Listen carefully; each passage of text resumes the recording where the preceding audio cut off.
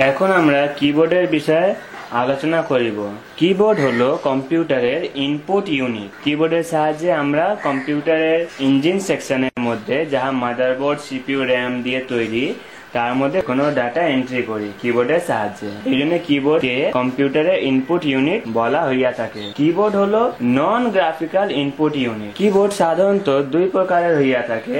এক নম্বর হলো normal keyboard আর 2 নম্বর হলো ps2 কিবোর্ড। নর্মাল কিবোর্ড সাধারণত p1 p2 কম্পিউটারে ব্যবহার করা হতো, আর ps2 কিবোর্ড p3 p4 কম্পিউটারের জন্য ব্যবহার করা হয়। p1 মানে হলো পেন্টিয়াম 1, তাহলে p1 p2 এর জন্য নর্মাল কিবোর্ড ইউজ হতো। এখন আর নর্মাল কিবোর্ড ইউজ হয় না, যেহেতু এখন p1 p2 মেশিন নেই। এখন শুধুমাত্র আমরা পেন্টিয়াম 3 আর পেন্টিয়াম 4 দেখিতে পারি। এই জন্য বর্তমানে যে কিবোর্ড গুলো প্রচলন আছে তাহা হইল ps2 কিবোর্ড। ps2 কিবোর্ডের সকেটটি গোল ধরনের আর উহার পিন সংখ্যা 6টি।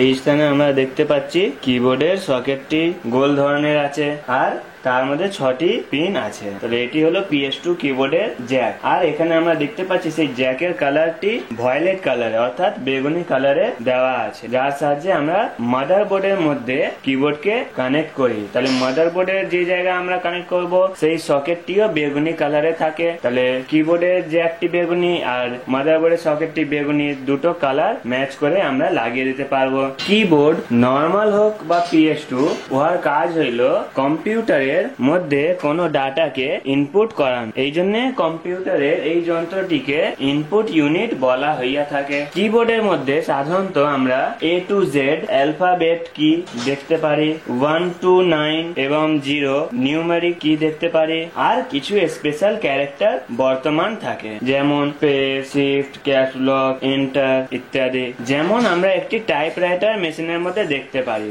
বর্তমানে মাল্টিমিডিয়া কিবোর্ড প্রচলন বাড়ি আছে। মাল্টিমিডিয়া কিবোর্ড অর্থাৎ যেখানে একাধিক মিডিয়া আমরা বটনের মাধ্যমে খুলে নিতে পারি তাকে মাল্টিমিডিয়া কিবোর্ড বলা হয়। মাল্টিমিডিয়া কিবোর্ডের মধ্যে আমরা উপরে দেখতে পারবো কিছু এক্সট্রা বটন গুলো দেওয়া থাকে বিভিন্ন কাজের জন্য, যার মধ্যে এটি হলো আমাদের ইমেল পড়ার জন্য, এটি হলো হোম পেজ খুলিবার জন্য ইন্টারনেটের মধ্যে। তাহলে এই দুটি আমাদের ইন্টারনেটের জন্য লাগে, এটি আমাদের সাধারণত প্রয়োজন লাগে না। তারপর এটি হলো কোন মিডিয়া প্লেয়ারকে প্লে পজ করার জন্য। এখানে আমরা দেখতে পাচ্ছি স্পিকার প্লাস আর স্পিকার মাইনাস। কোন মিডিয়া প্লেয়ারের মধ্যে ভলিউমকে কম বেশি করার জন্য আমরা এখান থেকে বটন গুলো ইউজ করতে পারি। তারপর আমরা দেখতে পাচ্ছি এখানে স্পিকার বানিয়ে কাটা আছে, তার মানে এটা হলো মিউট করার জন্য। তার পাশে আমরা দেখতে পাচ্ছি উইন্ডোজ মিডিয়া প্লেয়ার খোলার জন্য একটি বটন প্রেস করলে মিডিয়া প্লেয়ার খুলে যাবে। তার পাশে আমরা দেখতে পাচ্ছি কম্পিউটার আইকন, এটি প্রেস করলে মাই কম্পিউটার উইন্ডোটি খুলবে। আর তার পাশে আমরা দেখছি ক্যালকুলেটর, আমরা এটা যখন প্রেস করব তখন ক্যালকুলেটর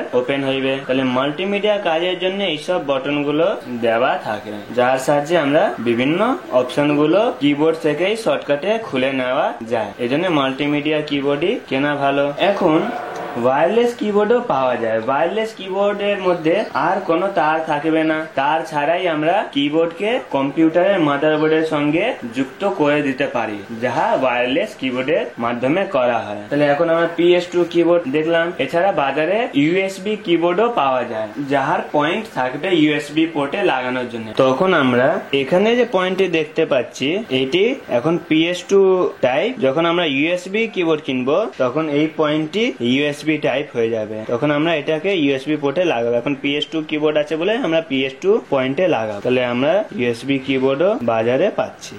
তাহলে এই অধ্যায়ে আমরা জানলাম কিবোর্ডের বিষয়ে, যাহা কম্পিউটারের নন গ্রাফিক্যাল ডাটা ইনপুট ইউনিট। তাহলে আমাদের এই লেসনটি এখানে শেষ হইল।